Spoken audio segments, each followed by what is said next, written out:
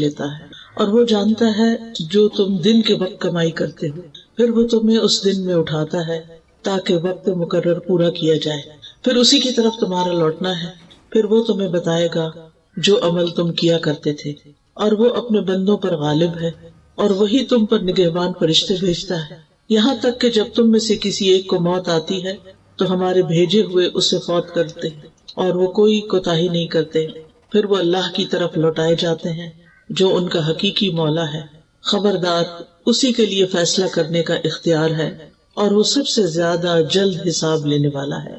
ان آیات میں آپ دیکھ رہے ہیں کہ اللہ سبحانہ تعالیٰ نے پہلے ہر انسان کے سونے اور جاگنے کا ذکر کیا ہے، پھر مرنے اور پھر مر کر جینے کا ذکر ہے۔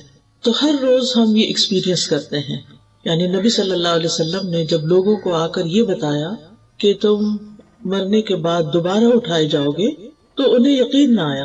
انہوں نے کہا کہ یہ کیسے ممکن ہے کہ مرنے کے بعد ہم پھر اٹھائے جائیں، بس مر گئے تو ختم ہو گئے، ما ہی الا حیاتنا الدنیا نموت و نحیا، زندگی تو بس دنیا کی زندگی ہے، ہم جیتے ہیں، ہم مرتے ہیں، بس ختم ہو جاتے ہیں۔ تو ان لوگوں کا آخرت پر یقین نہیں تھا، تو ان کو سمجھایا گیا کس چیز سے؟ ہر روز کے سونے اور جاگنے کے عمل سے، کہ کس طرح انسان ہر روز رات کو سو جاتا ہے، اللہ تعالیٰ اس کی ایک روح قبض کرتے ہیں، پھر وہ صبح جاگ اٹھتا ہے۔ تو ایسے ہی ہوگا کہ موت کے بعد انسان سو جائے گا اور پھر قیامت کے دن دوبارہ اٹھے گا۔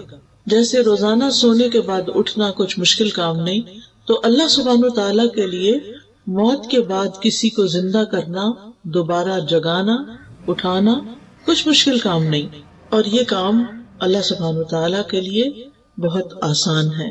اللہ سبحانہ تعالیٰ روزانہ اسی طرح انسانوں کے ساتھ تصرف کرتے ہیں تاکہ وہ اپنی مقررہ مدت پوری کر لیں، یعنی جتنی زندگی ان کی لکھی ہوئی ہے اس دنیا میں، جتنا ان کو رہنا ہے اتنا وہ رہ جائیں، اور پھر جب ان کی مدت پوری ہو جاتی ہے، ان کا وقت ختم ہو جاتا ہے، تو فرشتے آ کر ان کی روح قبض کر لیتے ہیں، اور فرشتے اللہ تعالیٰ کا حکم ماننے میں کچھ بھی دیر نہیں کرتے، ذرا لمحے کے لیے بھی کوتاہی نہیں کرتے، اور جس وقت جس کی موت لکھی ہوتی ہے اس وقت اس کو دنیا سے لے جاتے ہیں، اور پھر اللہ سبحانہ تعالیٰ ہی کی طرف سب کی واپسی ہے۔ اسی لیے جب کوئی فوت ہو جاتا ہے تو ہم کیا کہتے ہیں؟ انا للہ و انا الیہ راجعون، کہ بے شک ہم بھی اللہ کے لیے ہیں اور ہم اسی کی طرف واپس جانے والے ہیں، ہم بھی لوٹ کے جانے والے ہیں، ہم بھی پلٹنے والے ہیں، جہاں سے آئے ہیں وہیں واپس جائیں گے، اور یہ واپسی یقینی ہے۔ تو یہاں پر جو آیت میں لفظ آیا ہے وَهُوَ الَّذِي يَتَوَفَّاكُم بِاللَّيْلِ، وہ جو تمہیں رات کے وقت فوت کر دیتا ہے۔ توفی کا مطلب ہوتا ہے کسی چیز کو پورا لے لینا، تو حقیقت میں اس کا اطلاق موت پر ہوتا ہے، لیکن مجازی معنوں میں نیند کے لیے بھی، کیونکہ نیند جو ہے وہ موت کی بہن ہے، نیند موت سے ملتی جلتی چیز ہے۔ تو اللہ سبحانہ تعالیٰ رات کو نیند کی حالت میں تمہاری جانوں کو لے لیتا ہے، یعنی انسان کے اندر سے ایک روح نکل جاتی ہے۔ اسی لیے آپ دیکھیں کہ بعض اوقات جو خواب ہم دیکھتے ہیں اس میں ہم کسی دوسرے ملک میں ہوتے ہیں، مرے ہوئے انسانوں سے ملاقات کر رہے ہوتے ہیں، بعض اوقات کوئی ہمیں میسج دے رہا ہوتا ہے جو مر چکا ہوتا ہے۔ آج اس صبح ایک خاتون نے مجھے میسج کیا کہ میرے داماد کی ایکسیڈنٹ میں ڈیتھ ہوئی ہے، اور وہ 4 دفعہ مجھے خواب میں آ کے ایک ہی بات کہتا ہے، اور جب وہ بات کہہ دیتا ہے تو اس کے بعد یکا خوف سے میری آنکھ کھل جاتی ہے۔ تو آپ بتائیں کہ اس کا ہم کریں کیا؟ تو میں نے کہا کہ پہلے آپ مجھے یہ بتائیں وہ کیا کہتا ہے۔ کہتے وہ کہتا ہے کہ آپ میری امی سے جا کے کہیں کہ میرے ساتھ ایسا سلوک نہ کریں، میں ان کا بیٹا ہوں، میں انہی کا بیٹا ہوں، اور وہ میرے ساتھ ایسے نہیں کریں۔ اب کیسے نہیں کرے؟ تو میں نے کہا کہ اس سے تو یہی اشارہ ملتا ہے کہ ماں کسی بات پر اس سے خفا تھی جب وہ فوت ہوا ہے، ناراض تھی، اور شاید اس ناراضگی کا کچھ اثر ابھی تک دل میں باقی ہے۔ تو ظاہر ہے کہ اگر کوئی شخص فوت ہو جاتا ہے اور اس کی ماں اس سے ناراض ہے تو پھر خیر نہیں، پھر کچھ نہ کچھ آگے اس کی پکڑ ہے، کتنی ہو تو اللہ ہی بہتر جانتا ہے۔ لہٰذا دنیا میں انسانوں کے ساتھ ہمیں اپنے معاملات صاف کر لینے چاہیے۔ ہمیں نہیں پتا کہ ہماری موت کب آ جائے گی، ہم کب دنیا سے چلے جائیں گے، اور اس بات سے تو بہت ڈرنا چاہیے کہ ہماری وجہ سے ہماری ماں روئے، ہمارے کسی سلوک پر، ہمارے کسی رویے پر، ہمارے کسی طریقے پر ہماری کسی عادت پر تو ماں کو رلانا نہیں چاہیے. ایک مرتبہ نبی صلی اللہ علیہ وسلم کے پاس ایک شخص آیا اور کہنے لگا کہ میں آپ کے ساتھ ہجرت اور جہاد کرنا چاہتا ہوں. آپ نے پوچھا تم نے اپنے ماں باپ کو کس حال میں چھوڑا؟ تو وہ بولا کہ وہ رو رہے تھے، کیونکہ میں ایک ہی تھا ان کی خدمت کرنے کے لیے، تو وہ رو رہے تھے. آپ نے فرمایا تم واپس جاؤ، فَفِيهِمَا فَجَاهِدْ، انہی میں جا کے جہاد کرو، انہیں ان کی خدمت کرو، اور جس طرح تم انہیں رلا کے آئے ہو ایسے ہی جا کر تم انہیں ہنساؤ.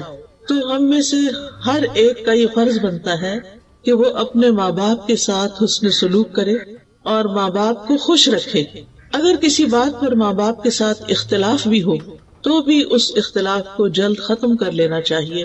بعض اوقات ماں باپ ایسی باتیں کہتے ہیں جو ہمیں پسند نہیں ہوتی، یا ایسی بات کہتے ہیں جو ہمارے لیے ماننی بہت مشکل ہوتی ہے، لیکن پھر بھی اس میں آپس میں بات چیت کر کے کوئی نہ کوئی اس کا حل، کوئی نہ کوئی اس کا راستہ ضرور نکالنا چاہیے.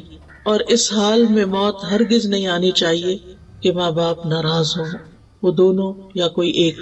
اور اگر ہم نے نادانی میں ایسا کچھ کر لیا ہے، ہم نے اپنی زندگی میں کوئی ایسے کام کیے کہ جس سے وہ خوش نہیں تھے اور وہ دنیا سے جا چکے ہیں، تو ان کے پیچھے ان کے لیے خوب خوب دعائیں کریں، ان کی بخشش کی دعائیں کریں، ان کی طرف سے صدقہ خیرات کریں، ان کے رشتہ داروں سے حسن سلوک کریں، کیونکہ والدین کے مرنے کے بعد جو ان سے حسن سلوک ہوتا ہے اس کا ایک حصہ یہ ہے کہ زندگی میں وہ جن لوگوں سے محبت کرتے تھے، جن لوگوں کا وہ خیال رکھتے تھے، ان کا خیال رکھا جائے، یعنی ان سے محبت کی جائے، ان کو پوچھا جائے.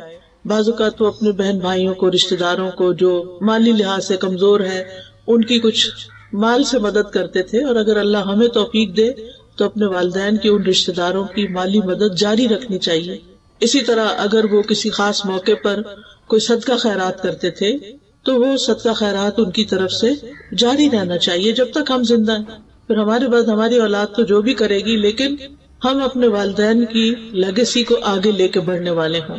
حضرت عمر رضی اللہ عنہ کے ایک بیٹے تھے عبداللہ بن عمر، جو نبی صلی اللہ علیہ وسلم کی ہر معاملے میں بہت اتباع کیا کرتے تھے، بہت پیروی کرتے تھے. تو ایک بار وہ حج پہ جا رہے تھے. ان کا طریقہ یہ تھا کہ جب حج پہ جاتے تھے تو اونٹ کے ساتھ ساتھ اپنا گدھا بھی رکھتے تھے. آپ کو معلوم ہے کہ اونٹ کی سواری تھکا دینے والی ہوتی ہے، اور جب وہ اونٹ پر بیٹھے بیٹھے تھک جاتے تھے تو پھر گدھے کو سواری کے لیے استعمال کرتے تھے. اور راستے میں چونکہ مٹی گرد بہت ہوتی تھی تو وہ اپنے سر پہ پگڑی پہنتے تھے. اب وہ جا رہے تھے تو راستے میں ایک بدو ملا، تو اس سے ملاقات کی تو پتہ چلا کہ یہ حضرت عمر کے دوست کا بیٹا ہے. تو انہوں نے اپنا گدھا بھی اور اپنی پگڑی دونوں ان کو دے دی. تو حضرت عبداللہ بن عمر کے ساتھی کہنے لگے کہ آپ نے تو دونوں چیزیں اس کے حوالے کر دی، آپ کا سفر کیسے گزرے گا؟ تو کہنے لگے کہ یہ میرے والد عمر کے دوست کا بیٹا تھا، تو مجھے خیال آیا کہ میں اس کے ساتھ حسن سلوک کروں، کیونکہ اس کا باپ میرے باپ کا دوست تھا. تو ہمارا دین کہاں تک ہمیں خیر خواہی اور خیال رکھنے اور رشتوں کو نبھانے اور تعلقات کو نبھانے کا حکم دیتا ہے. اور یہ صحابہ کرام تھے جن کے دلوں میں دنیا کی محبت نہیں تھی، اپنے لیے کم ہی کچھ بچا کے رکھتے تھے، دینے والے تھے. اور عربوں کے دل تو ویسے بھی بڑے وسیع ہوتے ہیں، اور ایک قدرتی بھی ان کے اندر دینے کا مزاج پایا جاتا ہے، لیکن اسلام نے آ کر اس دینے کے مزاج کو اور خوبصورت بنا دیا اور اللہ کی خاطر کرنے والا بنا دیا، جس کا پھر اجر ہی اجر ہے. تو بات میں یہ کر رہی تھی کہ بعض اوقات نیند کے وقت انسان خواب میں ایسی ایسی جگہوں پر پہنچ جاتا ہے، حالانکہ فزیکلی وہ بستر پر ہوتا ہے، تو وہ دراصل اس کی روح ہوتی ہے، اور وہ روح سے ملاقات کر سکتی ہے، یعنی گھوم پھر کے، اور پچھلے فوت شدہ لوگوں سے یا زندہ لوگوں سے یا کچھ بھی.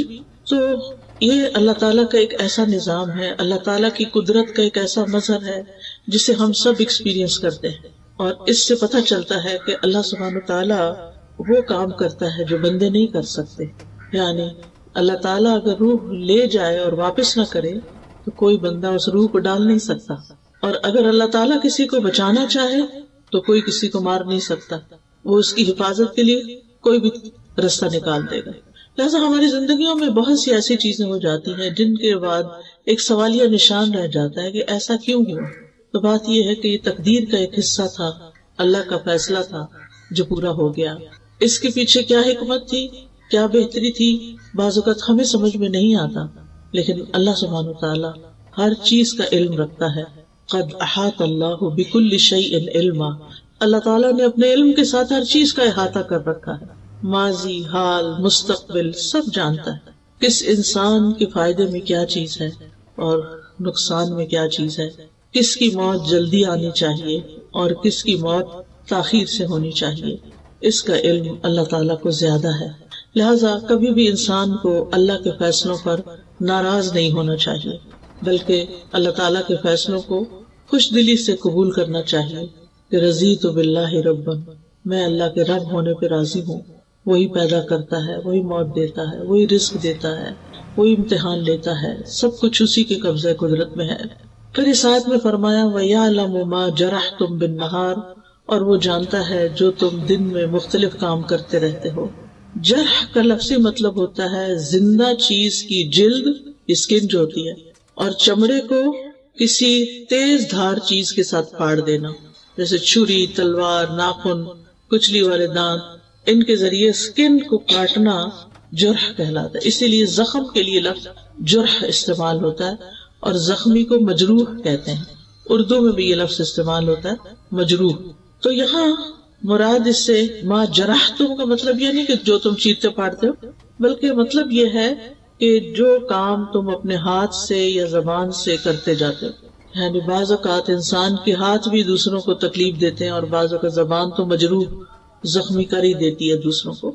یعنی جس قسم کے بھی تم کام کرتے ہو وہ سارے اللہ کے علم میں ہیں. ثم یبعثکم فیہ لیقضی اجل مسمی، پھر وہ تمہیں نیند کی حالت میں فوت کرنے کے بعد دن میں اس نیند سے جگا دیتا ہے تاکہ ہر شخص اپنی وہ عمر پوری کر لے جو اللہ کے علم میں اس کے لیے مقرر کی گئی ہے، اس دنیا میں اس کے لیے مقدر کی گئی ہے. تو اللہ سبحانہ وتعالیٰ نے انسانوں کی تقدیر زمین آسمان کی پیدائش سے بھی 50,000 سال پہلے لکھی. یہ اس کا علم تھا کہ وہ کیا پیدا کرنے والا ہے، اس کو پہلے سے پتا تھا، اور وہ پیدا ہونے کے بعد کیا کرے گا، یعنی کون سی چیز کیسی ہوگی، یہ بھی اس کے علم میں تھا.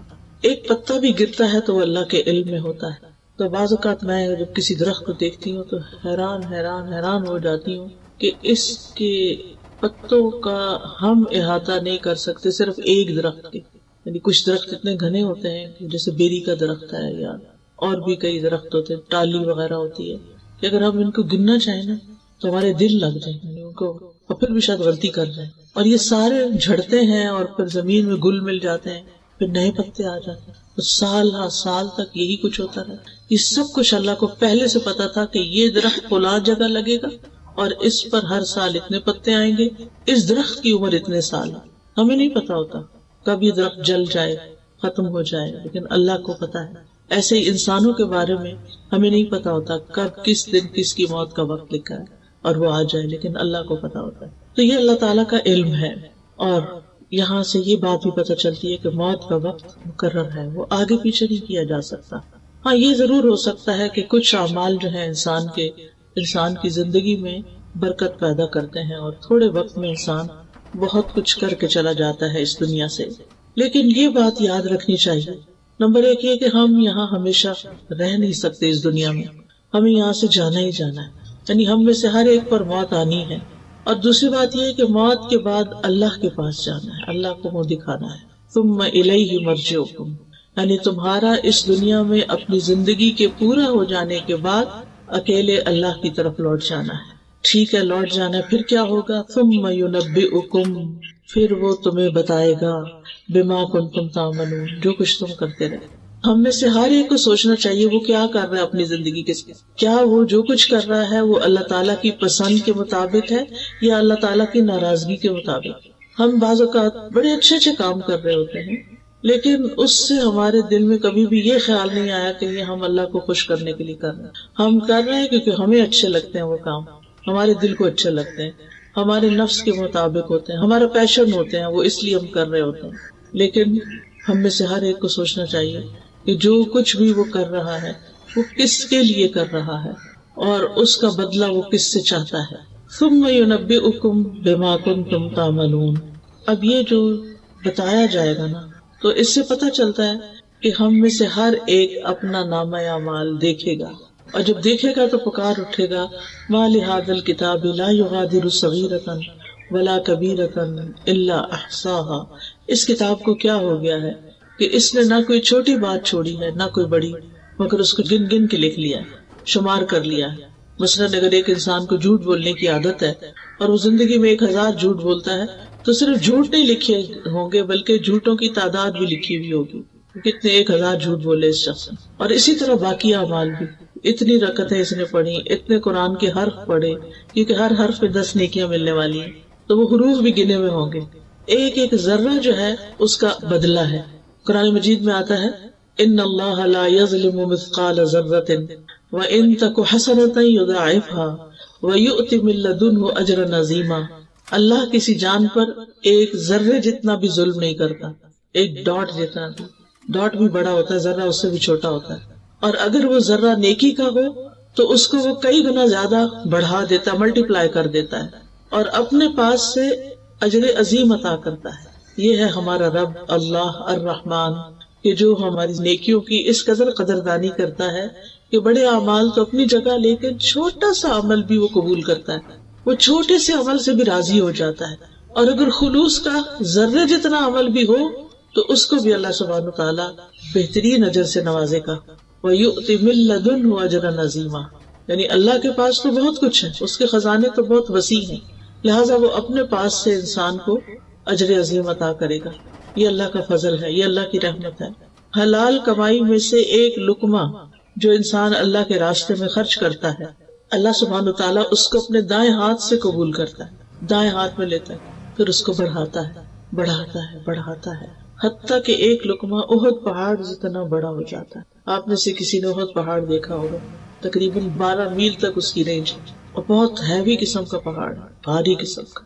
صرف ایک مرسل، ایک لقمہ جو آپ کسی کو کھلا دیتے ہیں، بس شرط یہ ہے کہ اللہ کی خاطر کھلائے، اور شرط یہ ہے کہ حلال کمائی میں سے ہو، کیونکہ ان اللہ طیب لا يقبل الا الطیب، اللہ تعالیٰ پاک ہے اور وہ پاک چیز کے علاوہ قبول ہی نہیں کرتا، یعنی حرام مال کو وہ قبول نہیں کرتا، مشکوک مال کو وہ قبول نہیں کرتا، پاکیزہ مال ہی کو قبول کرتا ہے، جو انسان محنت سے کماتا ہے اور پھر محنت سے اپنے دل لگا کے اس کو خرچ کرتا ہے، اپنے دل کی خوشی سے اس کو آگے دیتا ہے۔ اور پھر صحیفوں میں تو ایک ایک چیز لکھی ہوئی ہے جسے کوئی مٹا نہیں سکتا، اور ہر چھوٹی بڑی بات، کل کبیر و صغیر مستطر، اور چھوٹی سے چھوٹی چیز اور بڑی سے بڑی چیز سطروں میں لکھی ہوئی، مستطر، سطر کہتے ہیں نا لائن کو، یعنی تحریر شدہ ہے، ریکارڈڈ ہے، لکھی ہوئی ہے۔ اللہ تعالیٰ فرماتے ہیں سورۃ المجادلہ میں احصاہ اللہ ونسوہ، اللہ نے انہیں گن گن کر رکھا ہے جبکہ وہ اسے بھول چکے۔ انسان اپنے اعمال کر کے بھول جاتا ہے، زبان سے باتیں نکال کے بھول جاتا ہے، اپنے رویوں کو فراموش کر دیتا ہے، لیکن اللہ سبحانہ وتعالیٰ اس کو نہیں بھولتا۔ وَهُوَ الْقَاهِرُ فَوْقَ عِبَادِهِ، اور وہ اپنے بندوں کے اوپر غالب ہے، قاہر ہے۔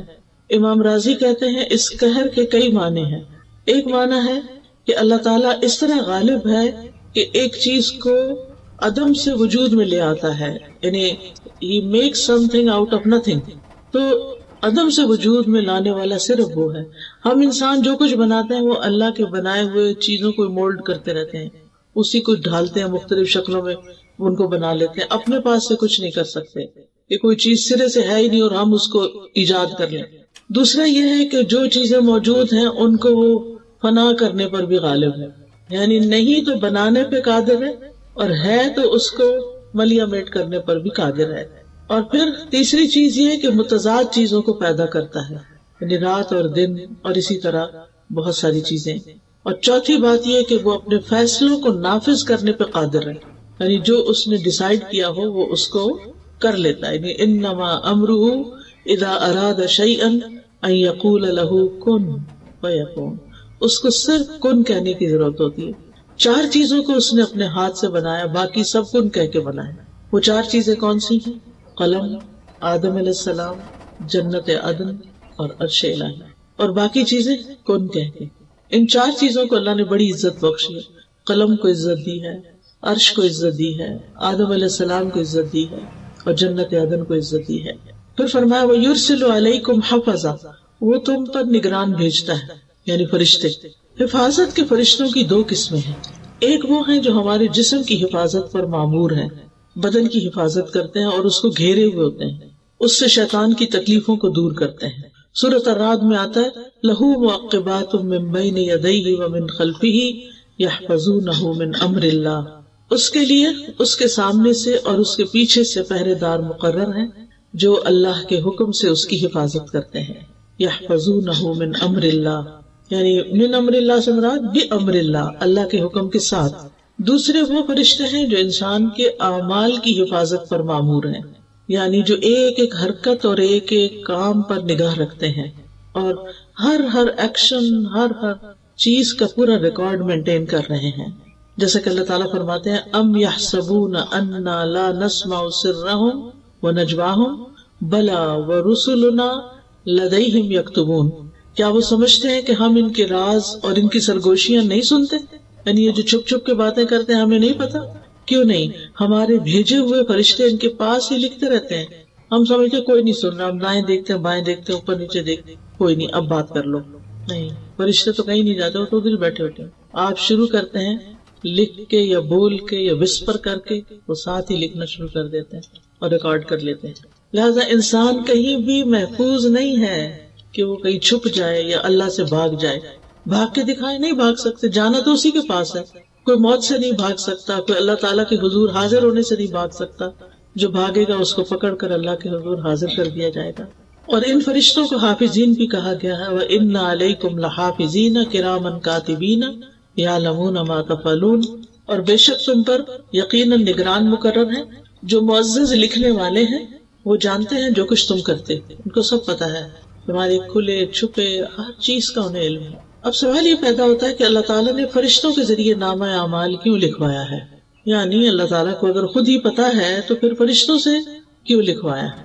اس میں بندوں کے لیے شفقت اور نرمی ہے، کیونکہ جب ان کو پتا ہوگا کہ اللہ تعالیٰ خود نگرانی کر رہا ہے، اور پھر یہ کہ فرشتے بھی لکھ رہے ہیں اور ان کا نامہ اعمال تیار کر رہے ہیں، اور یہ نامہ اعمال قیامت کے دن سب لوگوں کے سامنے انہیں پیش کیا جائے گا، یا دائیں ہاتھ میں دیا جائے گا یا بائیں ہاتھ میں دیا جائے گا، تو یہ اللہ تعالیٰ کی مہربانی ہے کہ پہلے سے بتا دیا گیا ہے، اور اس طرح وہ اپنے اس نامہ اعمال کی حفاظت کرتے ہیں کہ یہ سب کے سامنے آ جائے گا تو اس کی بہت سخت شرمندگی ہوگی، تو مجھے اپنے ظاہر اور باطن کو ایک کر لینا چاہیے۔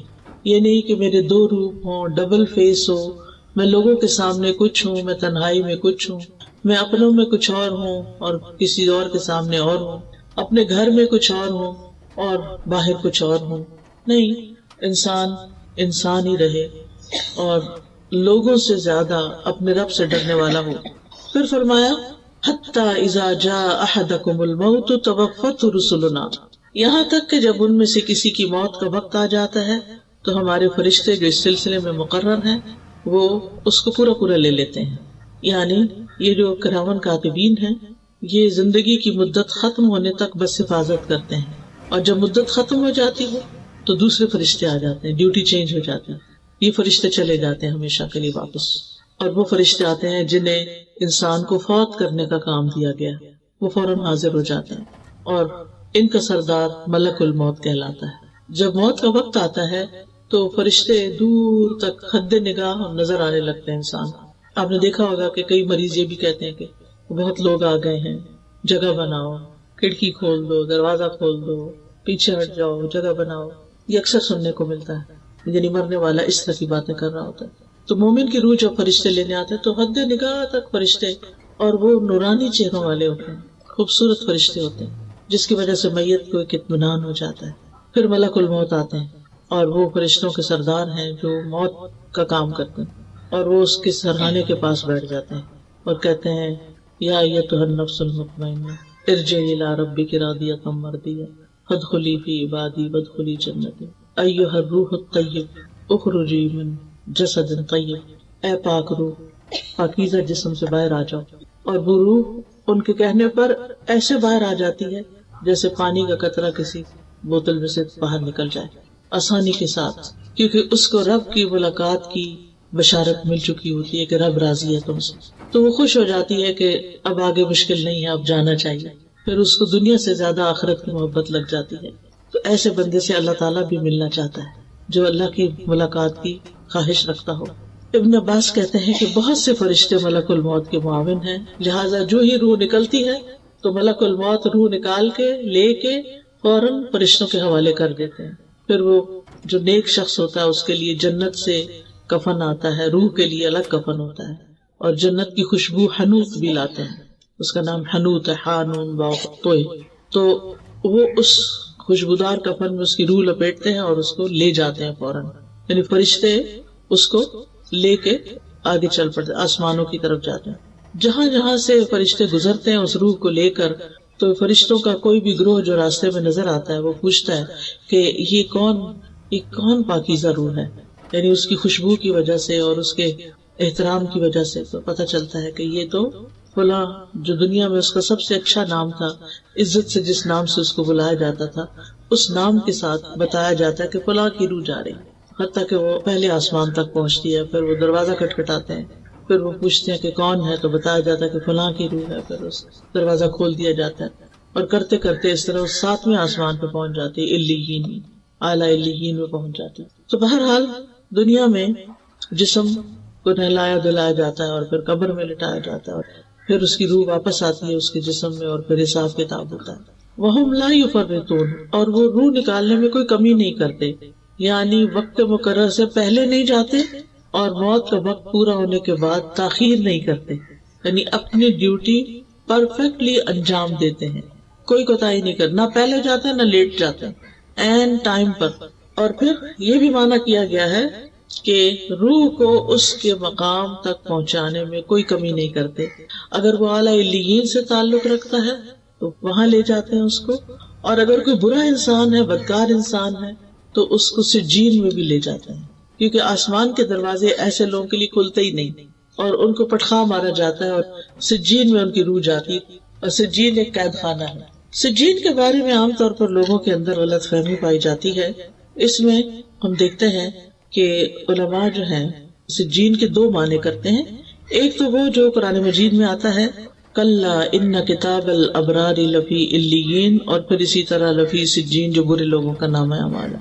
اس کا معنی کیا ہے کہ فجار کے برعکس نیک لوگوں کی کتاب یا نامہ اعمال جو ہے وہ علیین میں رکھا جاتا ہے۔ قال الاعمش عن شمر بن عطیہ عن ہلال بن یساف قال سأل ابن عباس کعبا، ابن عباس نے کعب رضی اللہ عنہ سے سوال کیا، وَأَنَا حاضر، اور میں اس وقت وہاں خود موجود تھا، ان سجین، سجین کے بارے میں، قال هي الارض السابعة، کہ یہ 7ویں زمین ہے، وفيها ارواح الكفار، اور اس میں کفار کی روحیں ہوتی ہیں، وسأله عن علیین، اور ان سے علیین کے بارے میں بھی پوچھا، فقال هي السماء السابعة، تو انہوں نے کہا کہ یہ 7واں آسمان ہے، وفيها ارواح المؤمنین، اور اس میں مومنوں کی روحیں ہیں، وهكذا قال غیر واحد ان السماء السابعة، کہ وہ 7ویں آسمان میں ہے، یعنی علیین کہاں ہے؟